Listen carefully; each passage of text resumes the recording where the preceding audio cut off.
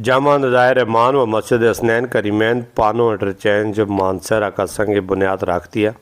سید اسد شاہ ملک مسکین، حضرت مولانا قاضی اسرائیل گڑھنگی، قاضی سعید الرحمان، مولانا عبدالرشید کٹانہ، مفتی ثاقب، مولانا پرستان قاری اقبال، نعمان ملک اسلم، محمد صدیق احمد خان، مولانا رفیق طارق، مولانا وسیم شاہ، پرویز مغل، شاہنواز مغل، فیصل مغل اور محمد نذیر، افضل نظر، عبدالرحمان، میر عالم، غلام نبی، خالد، شکیل، جمیل، عبدالغنی، مقدم، تنویر، حافظ صدیق، مولانا محمد وقار، مولانا فاروق، حفیظ الرحمان ربانی، سعید سمیت ملکہ علاقوں سے کثیر تعداد میں عمائدین علاقہ نے شرکت کی۔ سنگ بنیاد دعائیہ تقریب کے بعد باجماعت نماز اثر ادا کی گئی۔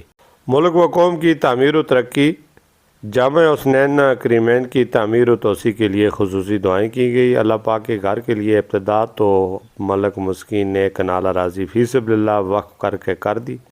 مسجد کی تعمیرات ملک مسکین کی نگرانی میں ہوگی۔ مقررین نے کہا مدارس دین کے قلعے ہیں اور مساجد اللہ کا گھر، جو بھی اس میں سر ڈالے گا گویا جنت میں وہ اپنا محل بنا رہا ہے۔ یہ دنیا فانی ہے، ایک دن سب نے چلے ہی جانا ہے۔ ہاتھ سے جاری صدقہ مرنے کے بعد بھی کام آئے گا۔